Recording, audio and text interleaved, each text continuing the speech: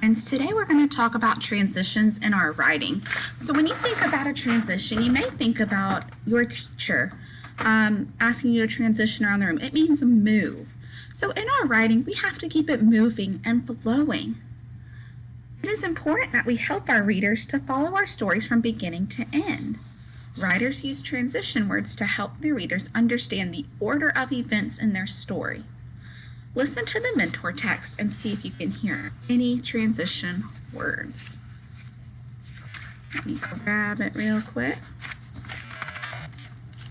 So think about how the author moves from one part of the story to another.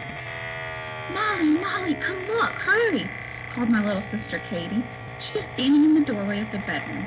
I blinked over my eyes and gave a big stretch. We were staying at my grandma's house in Michigan for winter break, and my little sister had been waking me up early each morning. I got out of bed and curiously followed her to the row of windows that lined the living room. The whole front yard was covered in a blanket of glistening white snow. Katie and I had lived out west our whole lives, so seeing snow like this was something we had never experienced. "Isn't it gorgeous, girls?" my grandma said as she entered the living room behind us, and smiled in awe of the beauty as well. "Grandma, can we please play in it? Please, begged my sister as I started joining in too. "Well, of course. You just need to go to the downstairs closet and search through all of the snow things to see what fits you. You girls are going to need gloves, coats, snow boots, and some warm hats," replied Grandma. After we had found the perfect clothes that would keep us warm and dry in the chilly snow, we were ready to play. We burst out of the front door excitedly. "This is the best!" yelled Katie. First, we began building a snowman. We rolled and packed down a giant ball of snow. We began working and making the second ball to go on top, but we quickly grew tired. We decided to throw snowballs at each other instead. Next, we made snow angels by laying on our backs and spreading out the hands and feet. We swayed our hands and feet like we were doing jumping jacks. We hopped up quickly and observed our beautiful angels. Katie and I giggled at the odd shapes. Finally, we decided we were too cold to continue playing in the snow. We called Grandma to help us get out of the snow gear. "Well, that was quick, girls. Are you sure that you're all done out there?" she asked. We're done just until we warm up inside. Then we'd like to come back out and play some more," I said and smiled. Katie nodded her head in agreement, and Grandma just laughed. I couldn't remember a time that was more fun than playing in the snow. So let's make a common list of transition words and phrases on our anchor chart. I want you to look right here where it starts first. When she says first, that's one of our transition words. It means something's about to happen.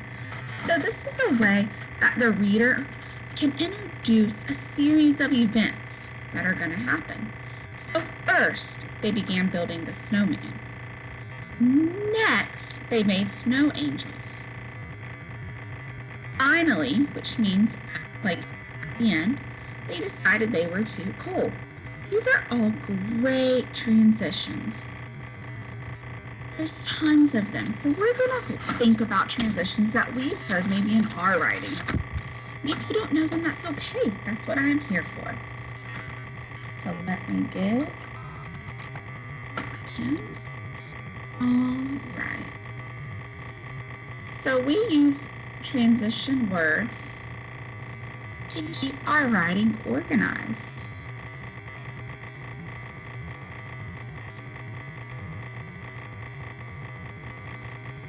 So when we start, what are some words to mean start or the beginning? What about the word first? First, we made snow angels.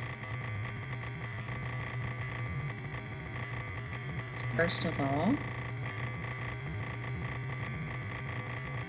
what about beginning? In the beginning.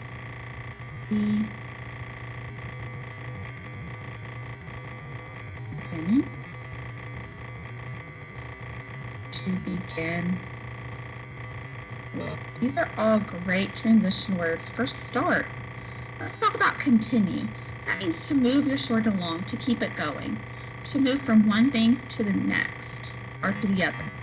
So I just gave you one. Next. Next, we sipped hot cocoa. Then we sat by the fire.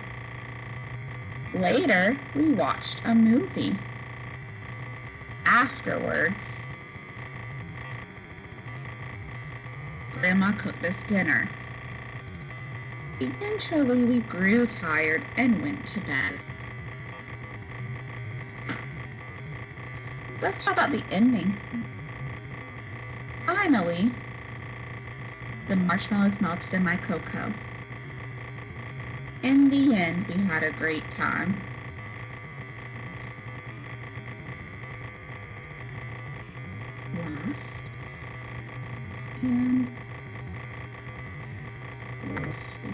Lastly, we loaded the car to go back home. So those are great transition words to use as you're writing.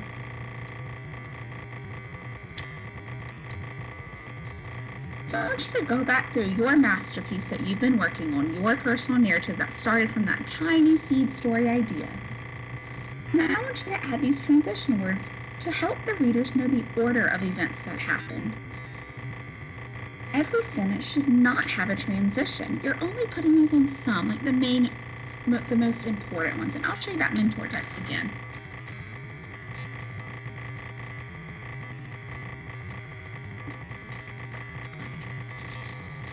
So if you look right here, it really just kind of put off the first of the paragraph. If you keep going, she starts sentences with we. She doesn't add a ton of transitions in each one. But the start of her paragraphs really make it easy to know what's happening next. So she starts off with first, and then the main idea of what they did. Then she adds details of how they did that. Then she goes to the next big event and uses a transition word and adds detail, and so on. So that's how I want you to set up your writing. Add those transition words to the main ideas of what you did or what happened, and then add detail after it. If you have any questions, I'm always here for you.